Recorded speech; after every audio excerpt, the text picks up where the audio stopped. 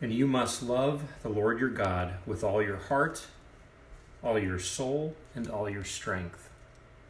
And you must commit yourselves wholeheartedly to these commands that I am giving you today. That's out of Deuteronomy 6. How's everybody doing today?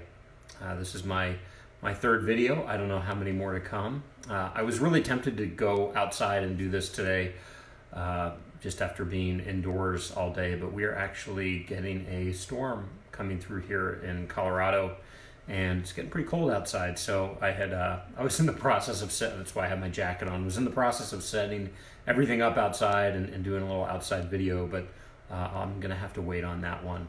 It'll come soon enough. Well, I hope everybody's holding up okay, and my prayer today, Lord, is just that the words that I share, your words, God, would be an encouragement and a hope to many, and Lord, that you would just use me as a messenger. Amen. So I'm in Deuteronomy 6, and I think 5 and 6 today, but I was kind of drawn to 6 with that verse that I read already. And also in my reading is Proverbs 3 and 4. So I like this reading, the study that I'm doing. The weekends interweave Proverbs and Psalms into the other readings. So, and those are just so rich. So there's a theme today with the reading that I'm doing, and it's wisdom and trust, and those two things, how they interplay with one another. Putting God's commands, putting His direction in our lives creates wisdom. But in order to do that, we have to trust Him. We have to trust that He knows what He's up to. He knows what's best for us. That He is a perfect Father. So listen to this. I already read from Deuteronomy 6, and now from Proverbs 3:1. My child, never forget the things I have taught you. Store my commands in your hearts. And then a little further down, again, this is a reiteration, Proverbs 3:5. Trust in the Lord with all your heart. Do not depend on your own understanding. That was reassuring to me today, because I know out of my own humanity, I often want to get things figured out on my own. We are an independently minded and natured people, and yet we when we are in a good place with God, in a good place of health and understanding, we know that we have to develop a greater dependence on God and less dependence on ourselves, and I would say even a greater dependence on others. In our church families, in our biological families, with our friends, we have to learn how to lean on others and trust others in times of need.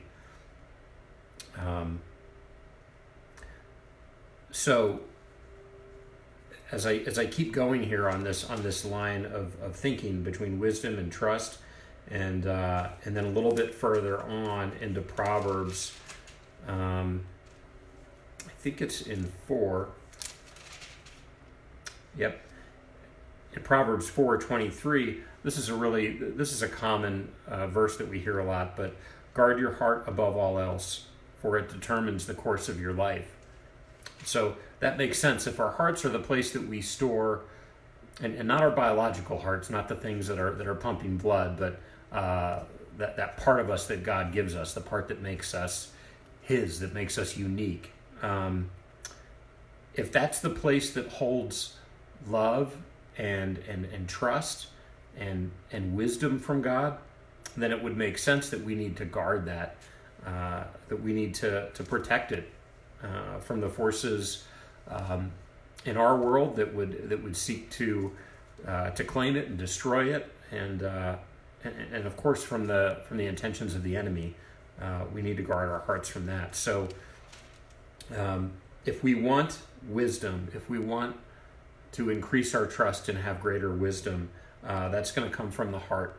And what we do with that, with God's gift, His Word, His gift to explain things to us, is we write it on our hearts, and we hold on to it, and we protect it. And it is in that trust grows, and wisdom grows, and love grows. So my prayer is that during this season of discord and chaos in our world, at least in our perspective, the way that we see it, that we would really take an opportunity to look to our Father, to trust Him for the things that we feel like we're not able to do ourselves, to submit ourselves to Him and allow Him to instill hope and faith inside of us. And in doing so, and connecting with Him that way, that we would have more to offer. We would have more to give others. I know that I need that when I'm under stress and when things are looking bleak. I can, in my own humanity, in my own brokenness, I can be short-fused and I can make really, really poor decisions. But when I spend the time that I need caring for my heart and connecting to God, I have more to give. I'm in a place of much better health. And so I pray that this blesses you today. And until tomorrow when we do another reading.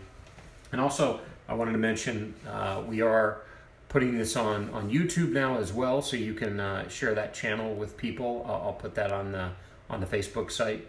And Chad Webb, who is one of our Christian counselors, he's going to be sharing something, a video that he did today as well. So watch for that. We are here to encourage you and to help you through this difficult time. We're all in this together. God bless you.